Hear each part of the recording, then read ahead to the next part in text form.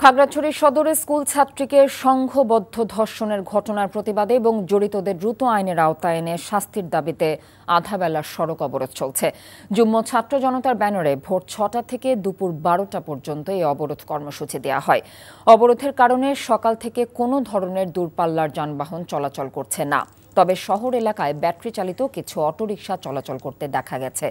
মঙ্গলবার সিঙ্গিনালা এলাকায় প্রাইভেট পড়ে ফেরার পথে স্কুল ছাত্রীকে তুলে নিয়ে সংঘবদ্ধ ধর্ষণ করার অভিযোগ ওঠে।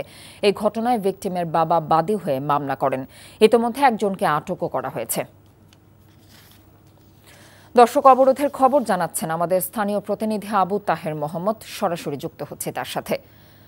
তাহের, অবরোধের ফলে যান চলাচলের সর্বশেষ কি খবর আছে আপনার কাছে? যাত্রীদের ভোগান্তি সহ সার্বিক পরিস্থিতি আপনি কেমন দেখছেন? কথা যেটা আপনি নিউজে জানাচ্ছিলেন, মূলত একজন পাহাড়ি ছাত্রীকে সংঘবদ্ধ ধর্ষণের ঘটনায় আজকের এই অবরোধ কর্মসূচি।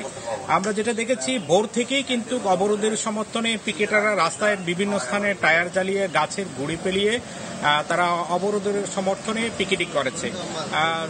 ভোরে ঢাকা থেকে ছেড়ে আসা কয়েকটা গাড়ি শহরে প্রবেশ করতে পারলেও কিন্তু অধিকাংশ গাড়ি জেলার বিভিন্ন স্থানে, বিশেষ করে মাটিরাঙ্গা, রামগড় সহ বিভিন্ন স্থানে আটকা পড়েছে এবং কয়েকটি স্থানে পিকেটাররা গাড়ি ভাঙচুর করেছে এমন অভিযোগ আমরা পেয়েছি।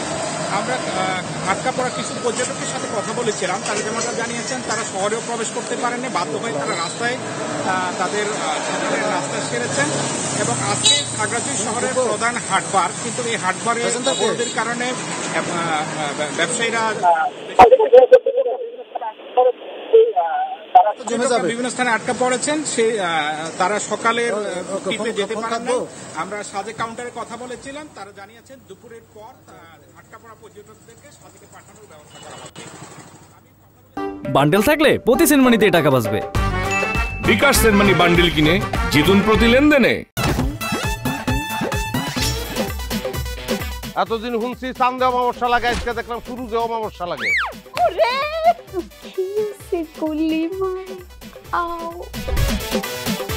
আপনার নামটা? আমার নাম লাবণ্য। এটা ধরেন। এইটা কি? চলে মানে আংটি। ভয় পেলে নাকি সিরিয়াস?